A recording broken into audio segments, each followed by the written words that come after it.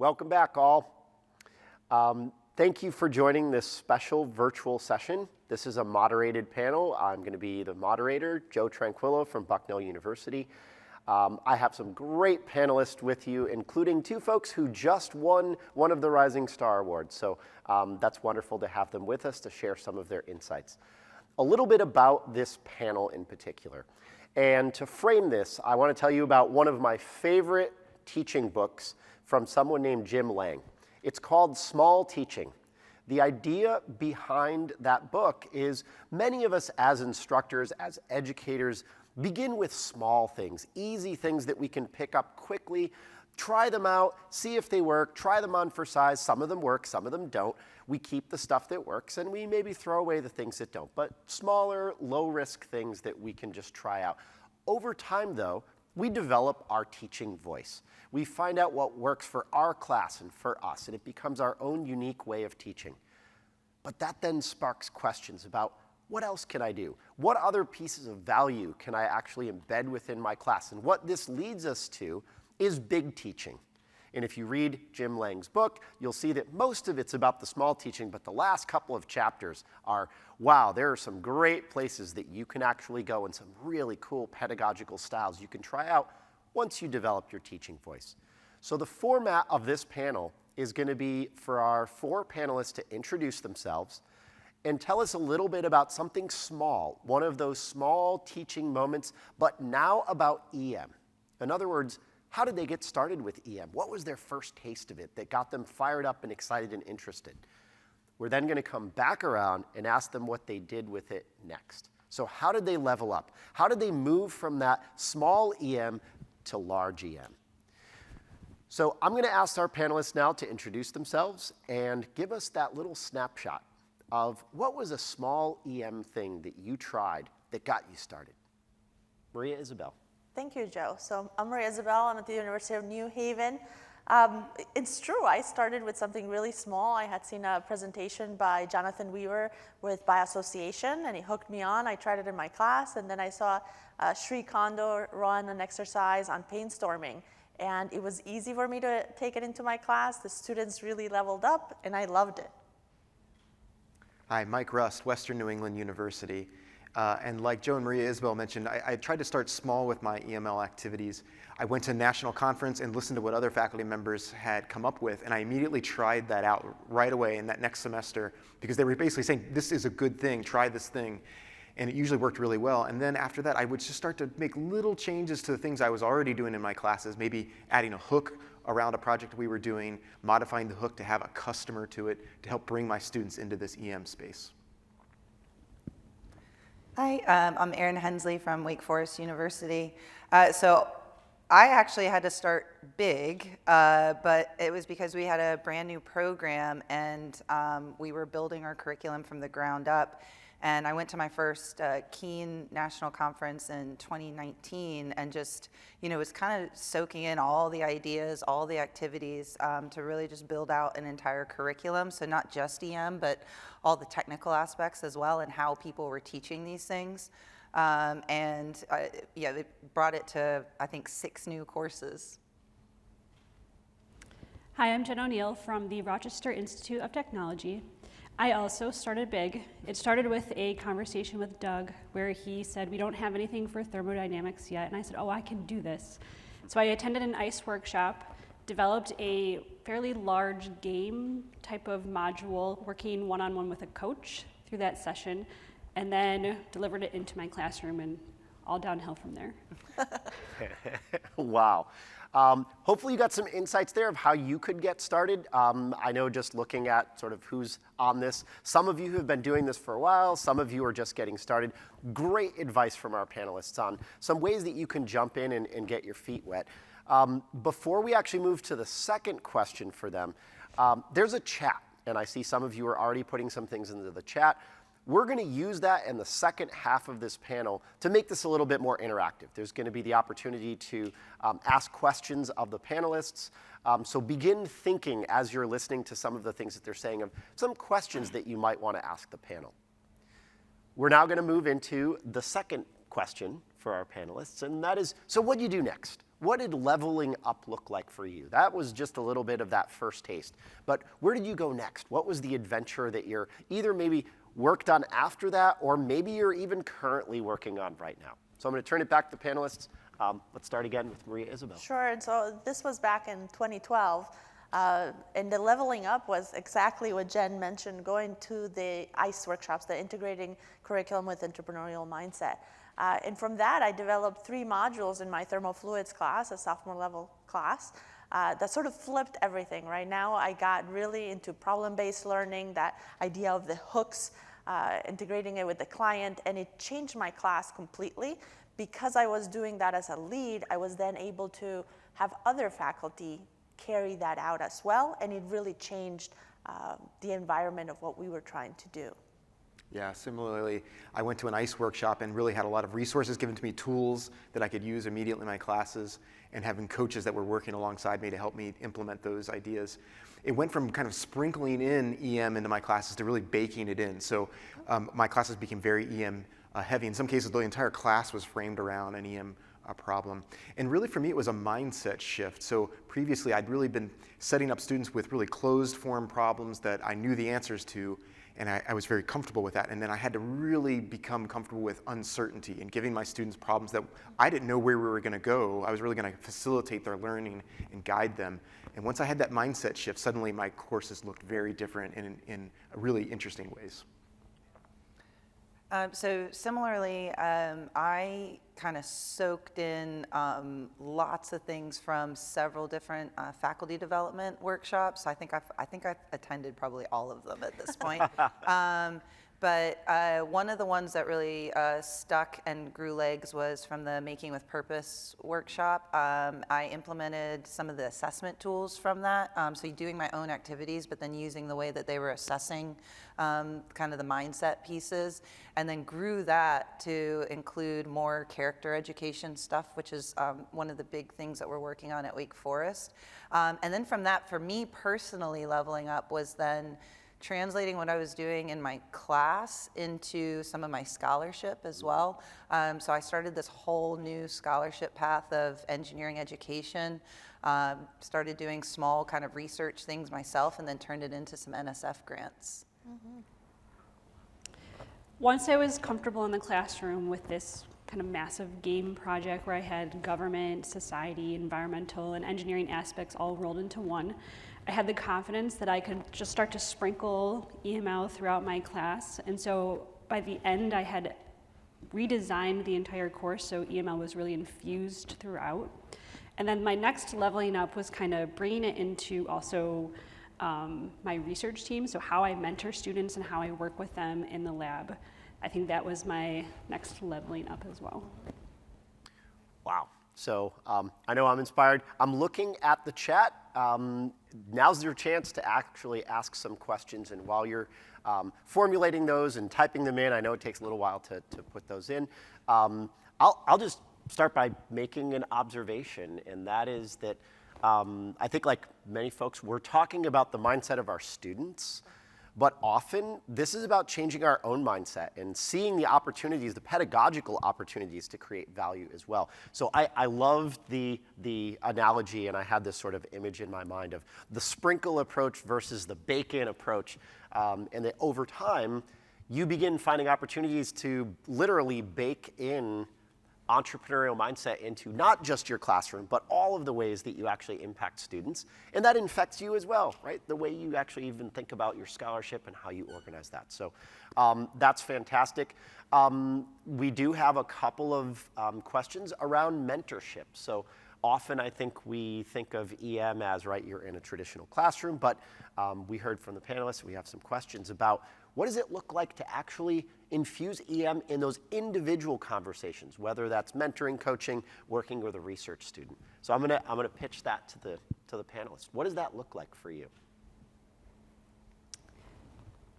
I think the biggest thing for me that I've seen is confidence. So part of that mindset piece is having the students feel confident what they're about to do, whether it's in the classroom, co-op, interviews, in the research lab.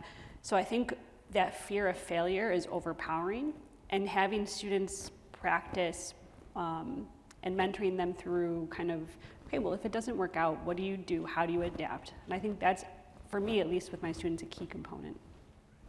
Absolutely, and having them reflect, right, on those prior experiences, linking the connections from what they experienced in the class and how they can share that with potential employers, internships, and really sort of an opportunity to explore. So in the classes, promoting curiosity or opportunities to be curious is important, but that's equally important in what they do outside with extracurriculars and things like that. How do students react to this? That's a common question I think many folks have is, right, this is maybe not the usual thing that they're used to. So there's our own mindsets that sometimes we have to overcome, but then there's also, we're trying to change their mindsets, and that's hard, right? I mean, changing mindsets is not something that happens all at once. So any advice for the folks who are joining us on what you do with those? We always have them, right? There's a handful of students that just don't want to play along with this. So how do you overcome that? There was a couple of questions I saw come in about like, what did you do when something didn't work? Mm-hmm. And then it also goes back to some of it with the students as well. So I kind of dove right in with this whole like give students lots of like freedom of choice and kind of took a lot of the structure out of things, thinking like, okay, this is gonna be awesome.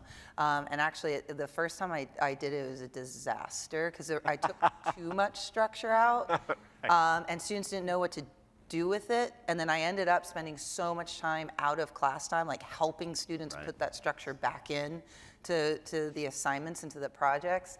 And so I had to find that kind of middle ground of how to scaffold but then giving them those opportunities. And I still struggle sometimes with students. There's a junior level class where they've had these very kind of standard lab-based class, their Chem 1, their bio, their physics. And then they get to my class where we have lab, but it's not like lab with lab report. Right. And they're used to that, and then they kind of resist this kind of way that we're doing it, where it's just an embedded hands-on thing in our class, not a lab. And kind of being really transparent that first week of class with like, here's how we're gonna run it, and then having several touch points. So we do these critical incident questionnaires, which are at the end of I do them on even weeks. And it's just a 5-question little survey that the students fill out through Google Forms, and then there's a feedback loop. I love that because it also ties into something Maria-Isabel talked about before, which is building in these moments of reflection where students could actually process a bit of what they're doing as opposed to just, right, the fire hose, put your head down, right, get what you need, move on to the next thing. So I love that, but it actually prompted something that I think I would love to hear from the other panelists as well. That balance, right? We talk about how ambiguity is a space where you can make those connections. It's a way to prompt those out of your patterns of thinking, right? Ambiguity is also a way to build a little bit of curiosity, right? Like, because there's ambiguity built in, I'm inherently a little like, I want to know what's happening in there. And it also creates the space for creating opportunity and opportunity recognition. So I think from an EM mindset, many of us are looking to interject ambiguity into our classes. But I think what we just heard is there can almost be an overreaction, right? Of I'm going to make it so ambiguous that the students don't know where we are, and we have to balance those. So my question to the other panelists is, how do you balance that in your course, right? What does that actually look like? So what I've done is allow for it to happen at the beginning of a project, allow that scope of brainstorming, the ideation part, but then bringing it back of like, okay, of all these things that were generated, these ideas, now let's focus on this one piece. And so then I can bring it back so it doesn't become a surprise of you're gonna, on the last day of class, gonna be bringing in EM, which now they're gonna be puzzled on. Yeah, I think transparency is key, especially if you're at an institution where you might be the first person trying these things out, or if you're at an institution where there's many other people. Students arrive in your class with expectations, and if you can be transparent about what you are gonna expect of them and how things are gonna operate, it goes a long way towards kind of righting the ship when things get a little bit rocky. And it's going to. Every time I do any activity, I always have to calibrate it in the moment, and even afterwards I reflect and say, how can I do that better next time? Because it's always going to be a challenge. And the students have gone through like perhaps a K through 12 system and arrived in our university, and it's a very different environment. And so just saying, here's how I'm going to do this thing, here's why I'm going to do it, that can really help. And again, think about your students along a spectrum. There'll be some students that's going to make them very uncomfortable, and say that's okay. Say I'm intentionally being ambiguous, and it's intentionally going to make you uncomfortable, but it's going to help you in the long run, being transparent. I want to keep going, but I want to point out that Amanda, thank you for putting some resources in. I've seen some other folks putting resources in. That's awesome. Do that. So we're going to go back. If you know great resources that will help others, please put them in. And now I think we're going to go back to the question of how you balance ambiguity with structure.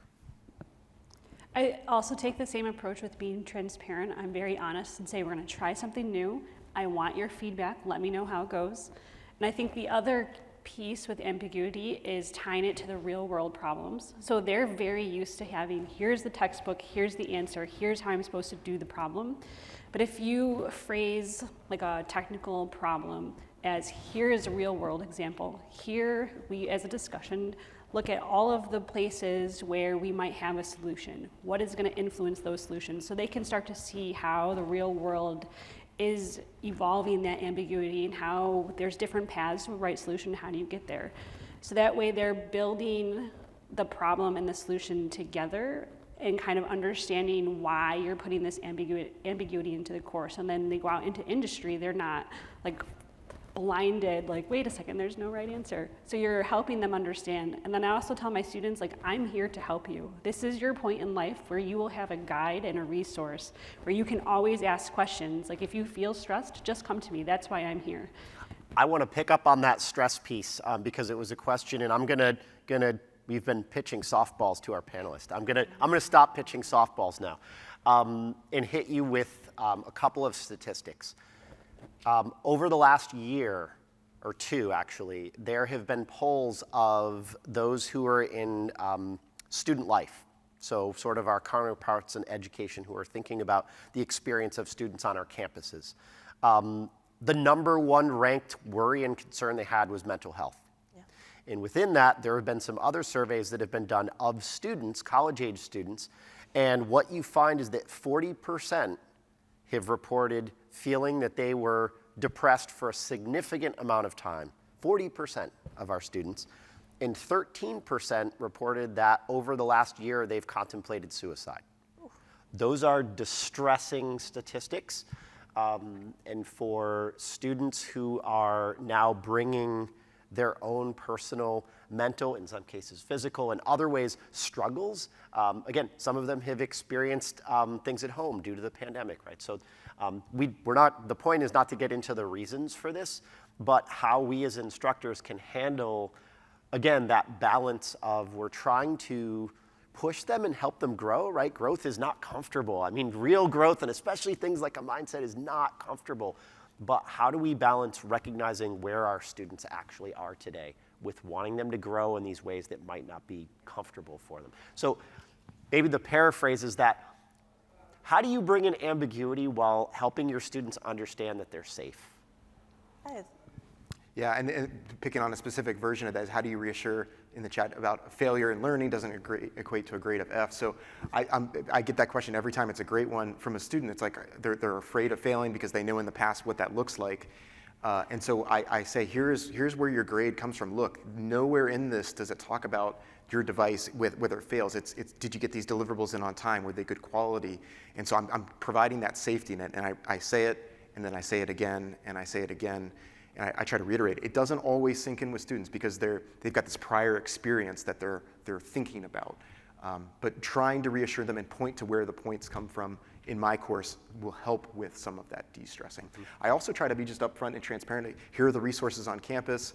Mm-hmm. Mental health, it's such an important thing. I talk about my own mental health, where I'm at, and try to bridge that gap between just being an instructor and being a person, and hopefully that helps with destigmatizing some aspects of it. Yeah, absolutely. Just taking the time to acknowledge it and providing a space for it, right?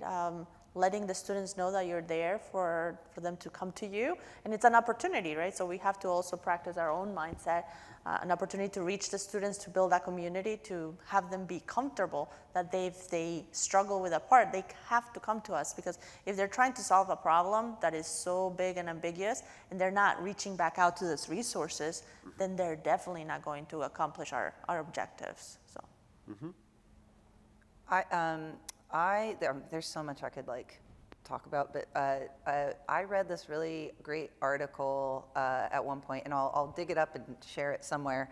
But it was about supporting students with ADHD and this new culture that's kind of picking up steam on ungrading, and so I go back to this whole structure thing, and it was this having structures.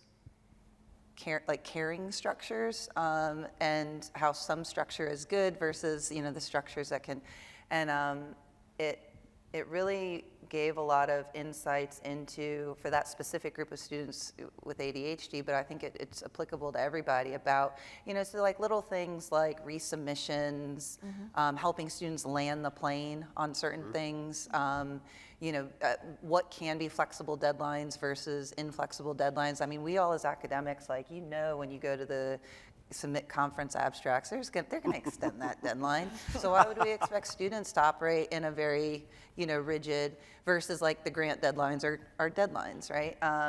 So just being, adding flexibility where you can, but then also making sure that it's not affecting your own mental health. That's too. Right. So I did these resubmissions once and put myself in a situation where in 2 days I had to grade hundreds of resubmissions, and now all of a sudden that's horrible for me. So finding that balance.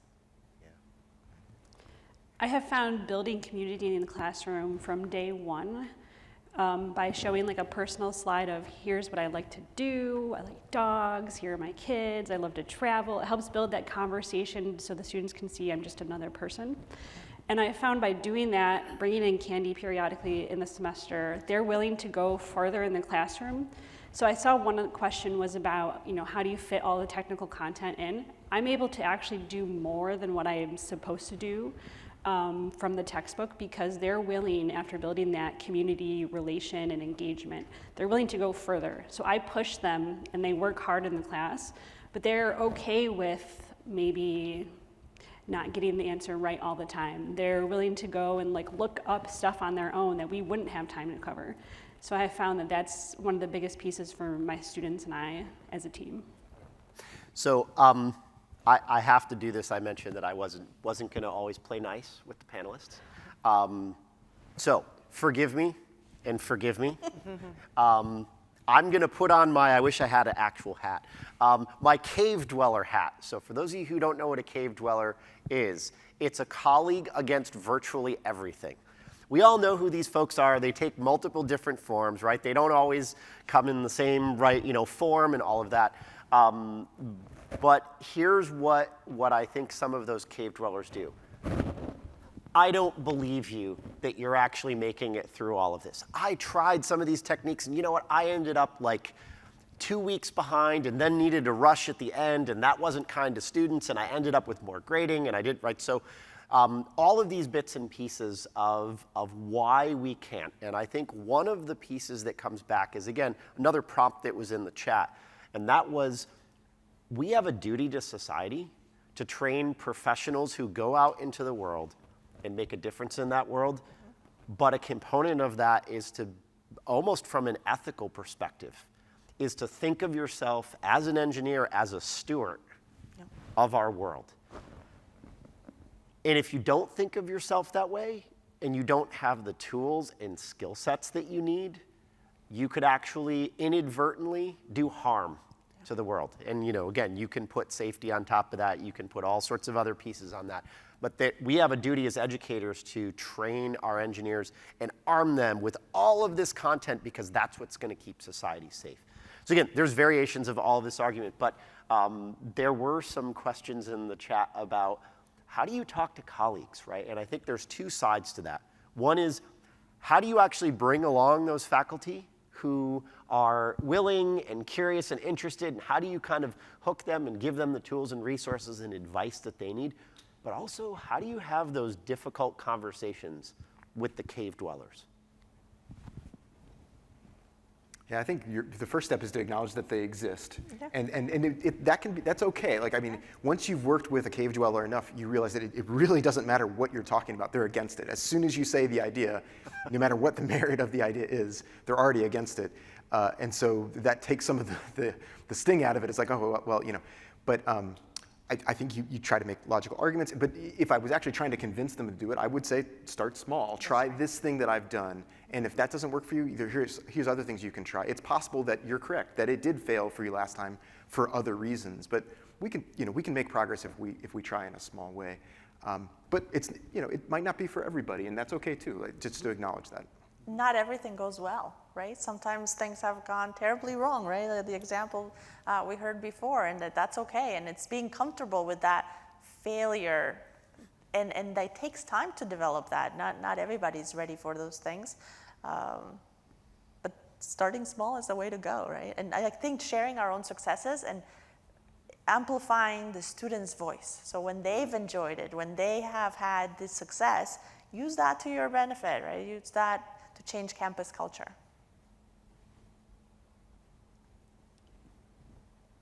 Anyone else want to weigh in? It's a hard question. We can So- go on to another question if you would like. I think that if I met the cave dweller, which I have, I would have two initial thoughts. I would say, come into my classroom, talk to my students. Great. What are they learning? How are they enjoying the class? And then the second thing I would say is, this ICE workshop might be right up your alley. If you go to the ICE workshop and you don't learn anything, okay, I will step back. But if you learn one thing, then it was probably worth your time. So just see what I see. Try to see it from my perspective, and I'll see it from your perspective, and we can come to a conversation if it's a semi-collaborative cave dweller. I love that idea. I invite people to watch your class, right? I mean, we learned a lot from doing that, or go and offer to observe their class. Maybe there's an opportunity there for a conversation. And this kind of links into a couple of the other questions about getting like faculty buy-in and stuff like that.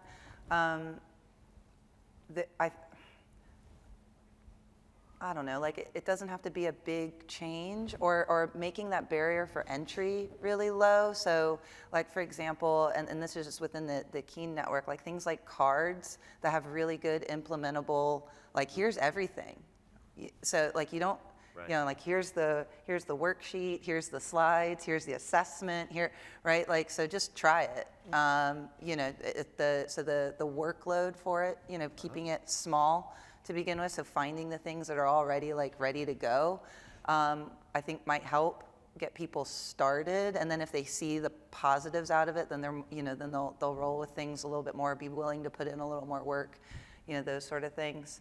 And then also because there was a couple like deans or whatever, pay people. Pay people for the work. Like a lot of this is invisible labor. Sure. And if you have the means to pay people for it or recognize it in some way, do it. Yeah. Love this advice, and my takeaway is nudges, right? Cave dwellers are not going to change overnight, right? I mean, they're not going to go along with everything. So I think what I'm hearing from you all is, right, finding those small nudges, and just like often in a class where we're looking for something that will hook the students, when you talk to a cave dweller, you're looking for something that will hook them, right? And it's not going to be the same thing, but it's the same mindset that we can take. And again, it's a little bit of education can go a long way often. So I think this is great. We've got a couple of the pay people. The other one I would say is food, right? Community time, providing kind of some of that space to actually process all this. I've seen that work really, really well as well. I want to come back to the caring conversation and also kind of pull that apart, because I think there's more to that conversation that we can dissect. So the way I'll try to frame this question is, where do you cross the boundary between caring to the point of being overly flexible, kind of giving students an out if they need it, versus holding their feet to the fire and saying, this actually needs to happen? And we've already heard a little bit of the nuance of maybe there's flexibility in some places, but not in others. And so there's caring built in, but there's still some signposts. There's some boundaries. There's some constraints that can't be crossed. So I'm curious, just in your courses, in your experience, how do you balance that? Yeah, and there was a great comment in the chat about the thing that the students care about is that not so much although that's important, but whether you demonstrate that you care for them. I think it looks differently for different people. So the way that I demonstrate caring might be different than you or anyone else. And I think it's okay to say that I care about you and therefore I'm going to be flexible on this assignment for your mental health. I think it's also okay to say I care about you and I can't be flexible because I'm doing this thing for your professional benefit. I think it can take different forms. If you can communicate that though, and tell the students that you care and then demonstrate that with how that looks for you, I think that's pretty important. It does show up when you get like teaching evaluations and comments from students.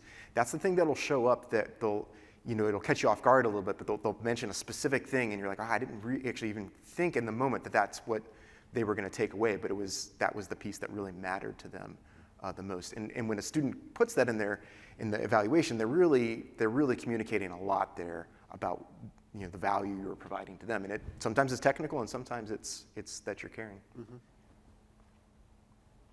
Anyone else? I think he hit it right on the nail, right? I mean, it looks different for different people. So I'm curious about something, because there's an article that I really, really want to write someday on this, and it's not fully formed, so I'm going to improvise this and see what you all think about this. It would be called something like A Tale of Two Professors, right? With the tagline is how to care for your students. So here's the tale of one professor. This professor is always encouraging, always happy, always up, right? Like, you can do it, right? And we all know those professors, right? The ones that right, are like, you can take on this challenge and do it. And I suspect that we have many of those professors on this stage right now. And here's the key. That professor then can go to a team or to an individual and say, I have a concern. I want to actually talk to you really seriously about something that I'm seeing and that I'm a little bit worried about, and I want to now have a dialogue with that. The smile goes away. You're almost a different character and in a different role. But because you've built that groundwork of they know you care, you can have that conversation. So that's the tale of one professor. Here's the tale of the other professor. And I actually have someone in mind at Bucknell. He's retired, by the way, now. Super harsh, right? I mean, picture that classic law professor, right? The one that's calling on people and asking the hard questions and getting up in their, literally getting physically close to them, almost to the point of it feels threatening and you're scared, right? But also sensitive to when he's crossed the line with an individual student and then calling them in and saying, can I talk to you after class? Come in and say, I think I made you uncomfortable during this class. Can we actually talk about that? And talk about why I'm working the way I'm working, why I'm actually pushing you, why I actually care about your growth and development. And so connecting the dots for that students. For some students, they need that in your face, right? But being able to actually adapt to your student style. So again, tale of two professors. Show of hands, I'm almost scared to actually do this because I think I know what the answer is going to be here. Which one are you? Professor one? Yeah. Right, so kind, caring, but until you need to step in, and we already know because everybody raised their hand.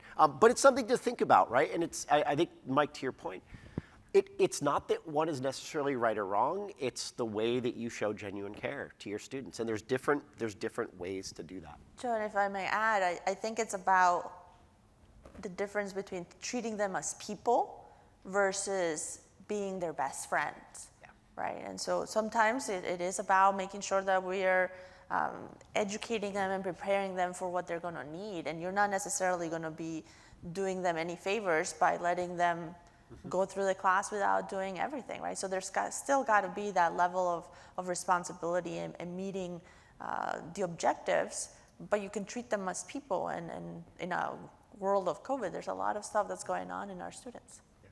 I just wanted to call out a book was put in the chat, Quiet, The Power of Introverts. And so that actually, that's a really good book. So, but as Second that. It is fantastic. So as an extrovert, one of the things, like, and this goes back to the caring thing. So one of the things that when I started reevaluating my own practice and how do I make myself better, this was a concept like, I do a lot of class discussions, and then you have the students who are really engaged in those class discussions, but then when I say engaged, like I measured engagement by their discussing, and there were plenty of students who were engaged that I wasn't giving credit for being engaged because they weren't the loudest voices in the room. And so finding ways for those students to be engaged in the way that they want to be engaged and giving credit to that. So I started doing more where we would do like a online discussion forum before the class discussion. I would do kind of minute papers afterwards, so people could write things instead. So finding just lots of different ways for students to interact that were I guess more aligned with how they wanted to do that interaction. And then it goes back to that caring thing of, now students see you as somebody who's not just providing that one way, to do something. Any reactions or responses? So I want to tie this back to EM a little bit. So again, we think as educators about our students, but the hope is part of that mindset is getting them to think about how they care about other people. And as engineers, often we're designing things not for a specific person, right? We're designing things for a whole group of people, a population of people. And this brings us back to something that we talked about in the very beginning, which was customers, right? And that's a way of bringing an ambiguity, but it's also a way of providing students with a lens to say, as engineers, you're not designing for you. You're designing for others. So can you help me through that, sort of the use of sort of that customer viewpoint or perspective in how you either build an ambiguity into your classroom or how you build in this idea of people who are not like you? Well, I think because many of us do these open-ended problems, you can change that client or who are you talking to or designing for. And so in doing that, you can bring that aspect, right? You can have them put themselves in somebody else's shoes, even by having them generate a set of questions of who they would ask or what they would ask a client, and then turn it around, right? Well, like, that's not your client. What if the person you were designing for was A, B, or C, right? So it adds a level of variety that makes your class even better and different each time. Yeah, and if you can have a real customer persona that can That's come to true. class, that's fantastic, because then you can have that sort of dialogue and interview and develop the empathy amongst your students. But if you can't pull that off because of scale reasons or constraints, there's tons of tools out there. There's a great card by Heath LeBlanc from Ohio Northern that uses customer reviews, where you go out and look at the reviews on a purchasing site of what people said about a product, and then you use that as a basis for learning about challenges and opportunities. And it just really turns the wheels for the students to think about who's using this and why. And sometimes it's really surprising what they thought was the customer was going to perceive the product or the things. It's totally different than what they're saying. And you can talk about floor and ceiling effects and all kinds. There's a ton of learning you can do by looking at customer reviews.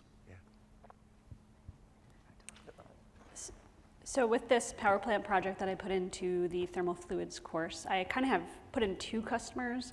One that looks at like environmental, so all of these different energy sources from nuclear, solar, coal, which ended up getting outlawed in one of the states that I was doing this in, which really destroyed their confidence during the project, but I said we're going with it. And then also like the stakeholders, so the community that the power plant would be built in, the government, they have their own set of regulations. And so in the past, I have brought in, these are fourth year students, I've brought in fifth year students who've already gone through the project, and they're looking at it from the community point of view. And then I am the government point of view. And then they vote on which project that they like from all of these different viewpoints. So then the students can start to see, well, they may have met my requirements as the government, but they completely left out that people didn't want solar panels in the community, or because they didn't talk to those people. So this gives them the ability to see all of the different dimensions that go into, well, we're all making a power plant, but we didn't all come up with the same answer, and we didn't think about all of these other aspects that go into that. So that's kind of like the grand scale of customers and bringing them in, but I like them to see these different viewpoints as we go. I just want to point out, for those of you watching, I don't think any of you said any of the 3 C's specifically, but they were embedded in the answers, right? So, I don't know if this is actually going to be streamed, right? But they were there, right? Ways of making those connections across stakeholders, right? How it actually relates to your project. In building some curiosity, it's really hard to actually adopt a customer viewpoint or a stakeholder viewpoint without having a certain degree of curiosity that's there. And then this idea that, right, how do you actually create real value? Not just for one stakeholder, but holistic value for a bunch. That's a skill. That's a skill engineers need to have. And again, this is me getting on my soapbox again. The problems that they're being asked to solve are problems that haven't been solved yet. And I think one of my answers to cave dwellers sometimes is like, we're not training them to solve those problems that are in the back of the book. We're training them to solve the real world problems. And you know what? The easy problems of the world have already been solved, right? Our students are going out into the world to actually solve problems that are hard and they're messy and they're complicated. And if you can't make connections, if you can't adopt the mindset of different stakeholders, if you can't be curious enough to actually go and learn about something new, you're not going to be able to create value towards a hard problem, because hard problems are complex and messy. So I'm trying to synthesize sort of some of your answers, but I love hearing the span of what you just all talked about. And I would say that there's value in helping the students make those connections, especially at the earlier stages, right? By the time they're seniors and you've been doing this a while, they may be able to make all those connections instantaneously. But at the beginning, you might have to explicitly show them those connections and explain to them why you're doing these things. And that creates a space for you to bring EM even more. And I'll add one more thing that can go to the students and those cave dwellers is when I start my course, I always tell the students, like, my job is to make sure you go out and you're the best engineer that you can be. So you're graduating from our curriculum. Our curriculum is controlled by ABET. Everybody graduating from an engineering program has the same exact technical knowledge because ABET controls everything. So what am I going to do that's going to set you apart from everybody else? I'm going to give you this mindset. So that's like the piece of the value that I see for the cave dwellers, the students, is that this is my goal. That's how I'm going to make you stand out in the interview process, is with this mindset.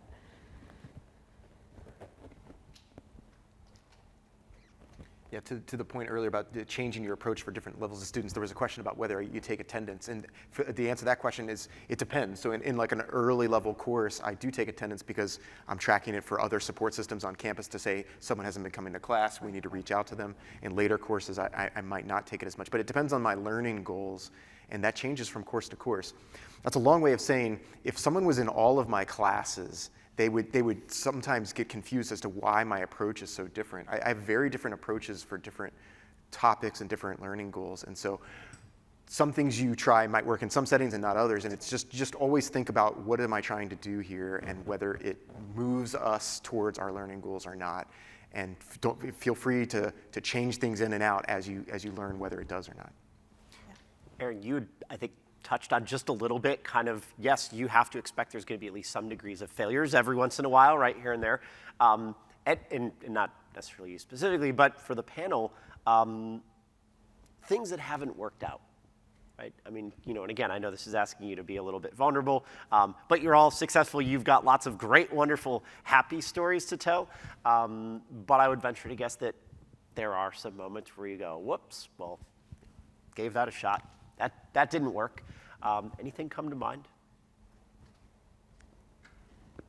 Yeah, I mean, definitely it goes back to that mindset piece of, if you go into the mindset of like, it has to be perfect, I have to be the person who has all the answers, like the first time you struggle with that, then it starts to crumble. But if you go in and just say like, I'm human, I'm gonna make mistakes. So I remember doing project work where, as Erin mentioned, I didn't give enough scaffolding and it just started to fall apart. And so I said, stop. We're going to pause right now. We're going to reset things. This is my bad. I didn't set this up correctly.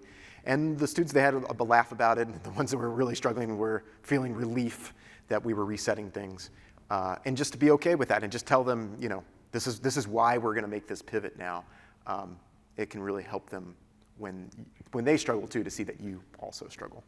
I think my biggest holes have been estimating time, right? When you're trying to do some of these bigger flip style classroom things take a time, and you have to actually factor that in. So sometimes I think that I'm going to get through this in one class period, and it ends up taking 3, right?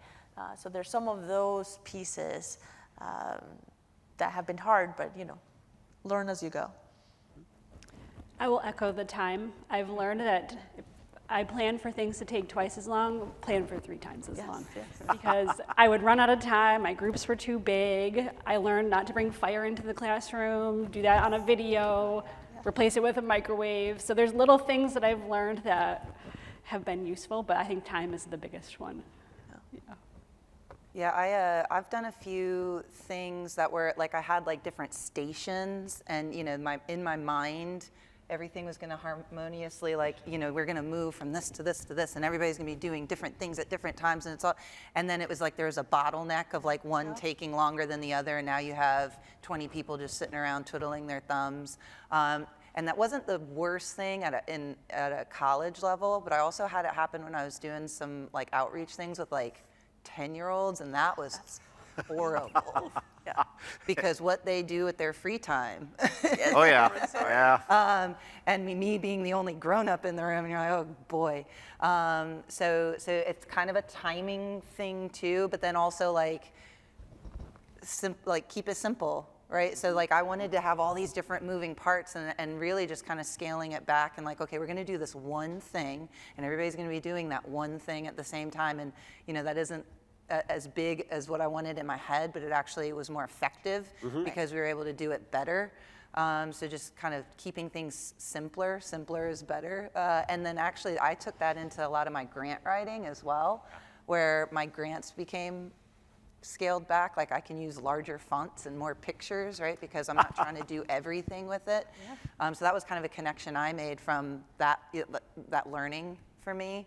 And then I saw in the chat that the students don't like their professors to be human. So I think it's important, especially if there's chairs and deans and things, to also like if you there's a lot of pressure on junior faculty, and especially junior minority faculty, to get it right the first time, because and there's research that shows like students perceive their professors differently depending on who's in front of them, and there's a lot of pressure to like you're coming well prepared, what you're doing, you're the expert at this, like to give that persona to the students, and so those faculty are coming with just some added pressure of how they're perceived by the students in the front of the classroom, and so even faculty need those safer spaces to fail as well, and to feel like it's a safe space for them to try things that aren't going to work the first time. I love that acknowledgement that, right, what it looks like to be safe as an instructor in a classroom is an important component as well. And part of that is because we're trying to model what it looks like, right? And so I think one of the fun parts, and we heard this echoed in a few of the different comments, was, right, we're modeling what it looks like to be in an ambiguous situation where you don't have all the answers and you don't know everything and you can't answer things off the top of your head, and that you are making interesting connections yourself, and you are, right, like you're demonstrating the EM mindset to your students. And so I think a first step that we've heard echoed throughout this is how you can actually demonstrate that vulnerability up front while still preserving some safety for yourself. So I'm curious, any advice on something simple, maybe something you do that first day or that first week that shows that you're a human being and that you can be vulnerable and it's okay to fail and deal with ambiguous situations, but it still feels safe enough to you to do on a first day or a first week? I use my research. So I put examples on a PowerPoint slide of here are all the things that I have done in my research career, projects that I've worked on, here's what interests me. And then I say, here's what I'm currently working on, and here is what we have been trying, here's what didn't work, here's what did work, here's how we've used that knowledge that didn't work to move forward to where we are right now. So I like to give my own kind of research failures as like a guidance of, I'm still trying. So, and we're gonna do this in the class, I'm gonna push you, and you're gonna try too.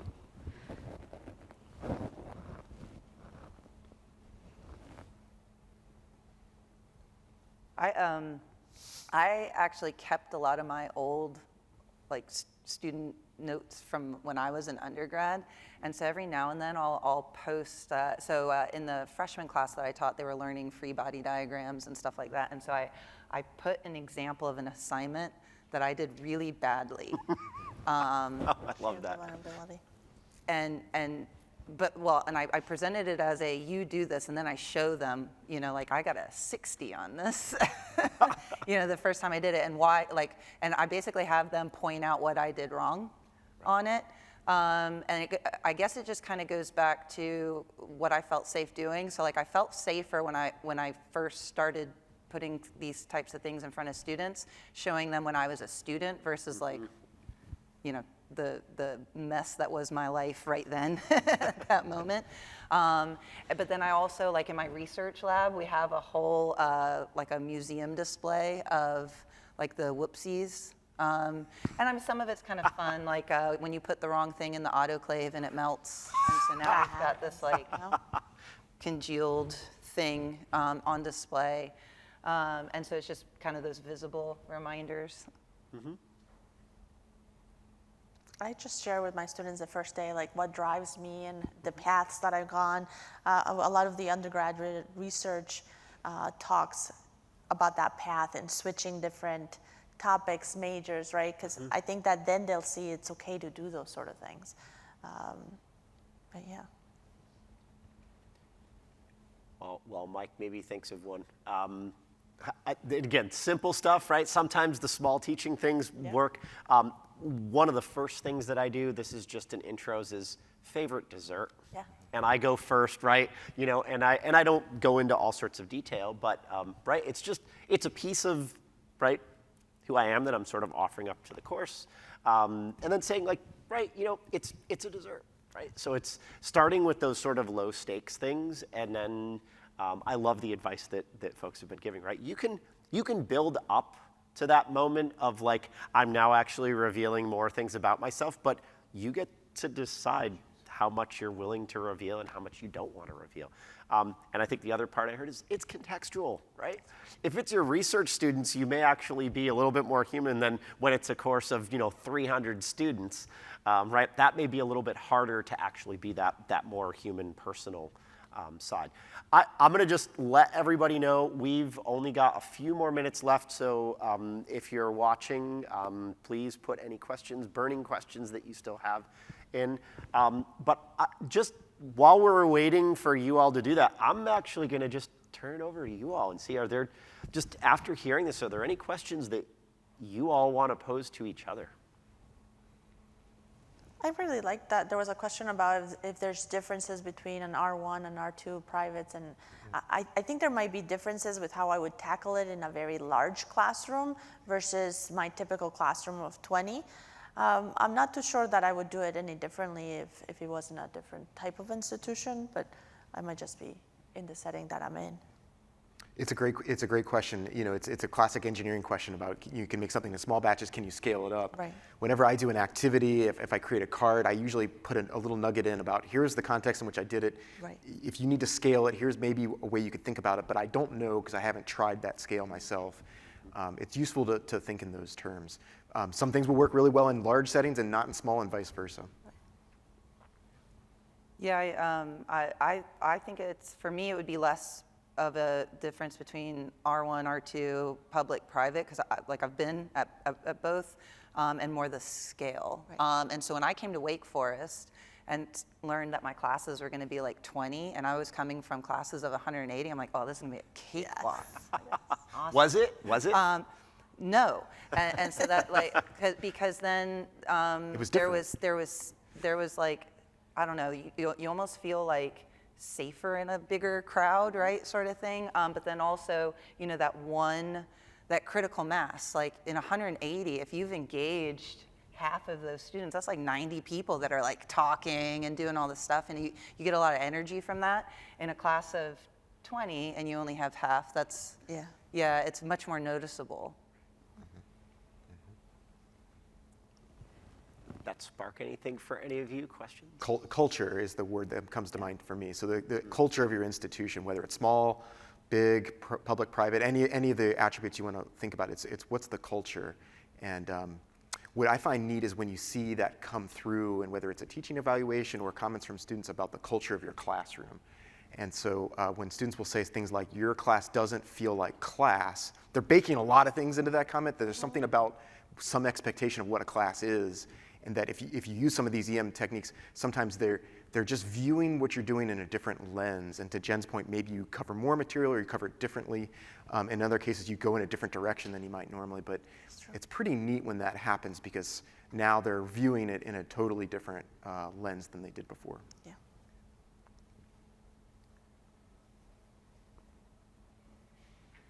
I'm not seeing any questions. Now's your chance if you would like to put something in.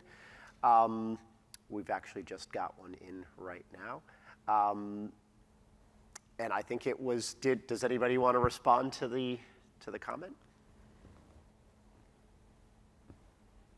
Yeah, I agree completely about that. That, you know, students are coming through a system. For example, if they're a traditional student coming through a K through 12 system and arriving in your door, so you just need to acknowledge what process they've gone through, and then if you have the ability to kind of structure your program, which not everyone has the control to do that, but where you sort of ease them into some of these things over time, that might be an approach that'll work, rather than just a really step function change in how they're learning. So that can be a shock. So in other words, this isn't just small teaching for you, it's small teaching for your students as well, right? You know, kind of easing them in, getting them used to the idea that this is what it is. And I think it's actually a great opportunity to make a distinction between, you know, high school and K through 12 was a certain way. College is not just, right, 13th, 14th, 15th, 16th grade, right? There is actually something different that's going to happen that you haven't gotten in the past. And I think EM is a fantastic opportunity to show how college is going to be a little different than what you may have encountered this far in your education. And you know, here when we started this panel, you set the ground rules. How were we going to manage it? How is it going to operate? Do that in your class as well. I think it makes a difference, right? Not every class is the same. We've gone to that. So make sure the students know what they're getting themselves into, right? Yeah, if you have the ability to do that on day one of your class and just say, here's how this class is going to operate. It might look different than your other classes. That helps with setting expectations. So I think we are out of time, but this has been wonderful. Thank you to the panelists. Thank you to those of you who have joined us. You've got a little bit of a break coming up, but please go take a look at the chat. I think we're going to post, again, the agenda in that chat so that you can see what's up next. That's a great place to go if you're not sure where to go. But at this point in time, you're going to get a chance to actually make some choice about where you go next. We will see you later, and thank you for sticking in there. Thank you to the panelists again.